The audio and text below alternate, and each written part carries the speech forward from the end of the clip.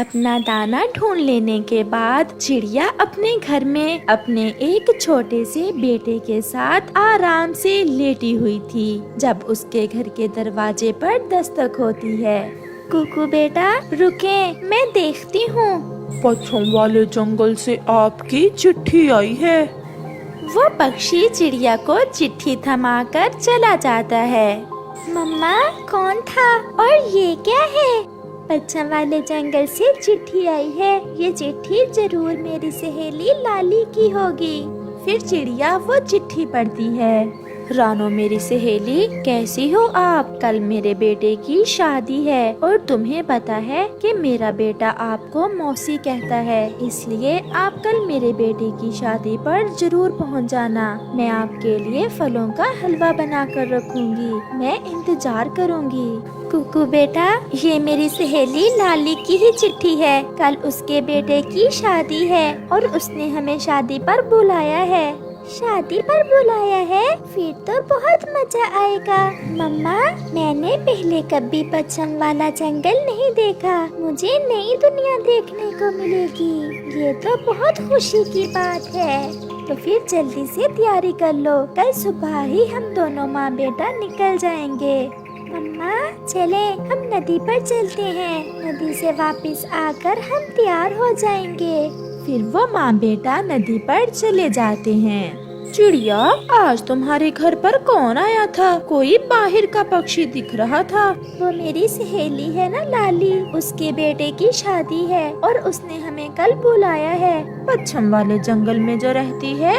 हाँ हाँ वही। चिड़िया बहन, मैंने कभी पश्चिम वाला जंगल नहीं देखा। प्लीज मुझे भी साथ ले जाओ। इसी बहाने मैं पश्चिम वाला जंगल भी देख लूंगी। क्यों नहीं, जरूर आप चले मेरे साथ। ऐसे बातों बातों में सफर भी गुजर जाएगा। कब जाना है? हम कल मुँह अंधेरे ही निकल जाएंगे। तो फिर मैं जल्दी से जाकर अपना हेयर स्टाइल ठीक कर लेती हूँ। फिर गोरी कव्वी खुशी खुशी वहाँ से चली जाती है। क्या बात है गोरी, आज बड़ी खुश लग रही हो। मैं कल चिड़िया के साथ उसकी सहेली के बेटे की शादी पर जा रही हूँ। चिड़िया की सहेली पश्चिम वाले जंगल में रहती है। शादी पर? फिर तो अच्छे अच्छे भोजन मिलेंगे खाने को। इसीलिए तो मैं चिड़िया के साथ जा रही हूँ। कई दिन हो गए कोई ढंग का भोजन नहीं खाया। दूसरे रोज चिड़िया, उसका बेटा और गोरी कव्वी अपना सफर शुरू करते हैं। मुझे पता था मेरी सहेली जरूर आएगी। आंटी, मैं भी आया हूँ मम्मा के साथ। कुकू तो कल से इतना खुश है कि रात भर सो नहीं सका। सहेली, ये कव्वी कौन है? मैं गोरी हूँ। ये सुनकर लाली हंसने लग जाती है। परंतु आपका रंग तो काला है। लाली मेरी सहेली, ये गोरी कव्वी है। ये मेरे पड़ोस में रहती है। इसका कोई भी नहीं है। मैं इसे अपने साथ ले आई। बहुत अच्छा किया गोरी बहन, मैंने फलों वाला हलवा बना रखा है। मैं अभी देती हूँ आप सबको। फिर लाली उन्हें फलों का हलवा देती है और वो सब स्वादिष्ट हलवा खाते हैं। चिड़िया बहन, ऐसा हलवा तो मैंने पहले कभी नहीं खाया। मेरी सहेली ने खास मेरे लिए बनाया है ये हलवा। थोड़ी देर बाद लाली के बेटे की शादी शुरू होती है। ढोल बजता है और पक्षी नाचते हैं। शादी हो जाती है। रानो देखो तो, मेरी बहू कितनी सुंदर लग रही है। मेरा भांजा भी बहुत सुंदर है और मेरे भांजे की पत्नी भी। ये ले 100 रुपए। मेरी तरफ से मुंह दिखाई रख लें बेटी। मैं भी कुछ लाना तो चाहती थी, परंतु आते समय मुझे भूल गया। कोई बात नहीं गोरी बहन, मैं थक गया हूँ। मुझे बहुत नींद आ रही है। मैंने आपके सोने का बंदोबस्त साथ वाले कमरे में कर दिया है।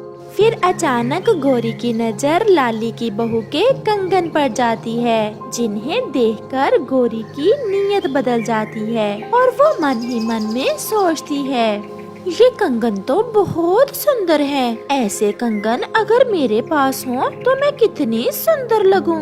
चलो गोरी बहन, कुकू को नींद आ रही है, हम अब सो जाते हैं जाकर। फिर वो सब साथ वाले कमरे में चले जाते हैं। कमरे में जाते ही कुकू तो सो जाता है। थोड़ी ही देर बाद चिड़िया भी सो जाती है, परंतु गोरी की आंखों के सामने तो वो कंगन बार बार आ रहे थे। वो कंगन तो मेरे पंखों में होने चाहिए, क्यों ना वो कंगन में चुरा लूं और यहाँ से भाग जाऊं। ऐसा सोचते हुए गोरी कव्वी चुपके से उठती है और दुल्हन के कमरे में चली जाती है। सब सो रहे थे। गोरी कव्वी आहिस्ता से वो कंगन उठा लेती है। कौन कौन है? अरे गोरी बहन, आप सोई नहीं अभी तक? मुझे प्यास लगी थी, पानी पीने आई थी।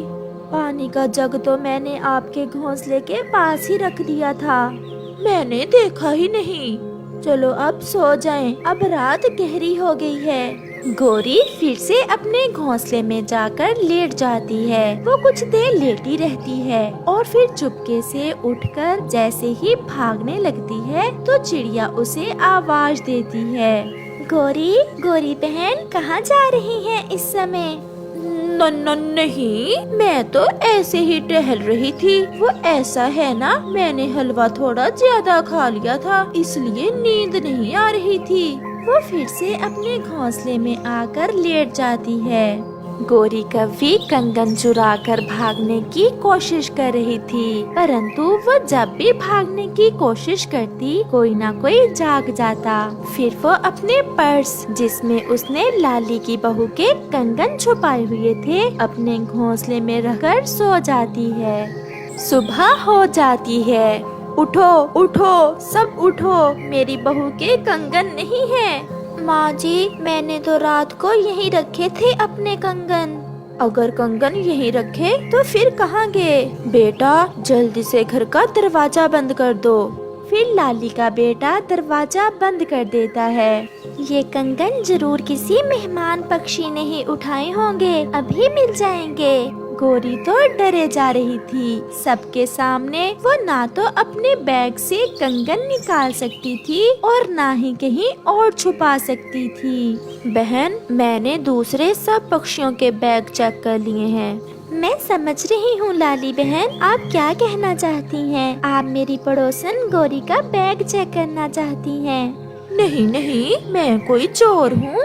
नहीं बहन, हमने ये कब कहा? हम तो अपनी तसल्ली के लिए सबके बैग देख रहे हैं। फिर लाली चिड़िया जैसे ही गोरी का बैग खोलती है तो कहती है, रानो, मिल गए, मेरी बहू के कंगन मिल गए। मेरी बहू के कंगन आपकी पड़ोसन ने ही चुराए थे।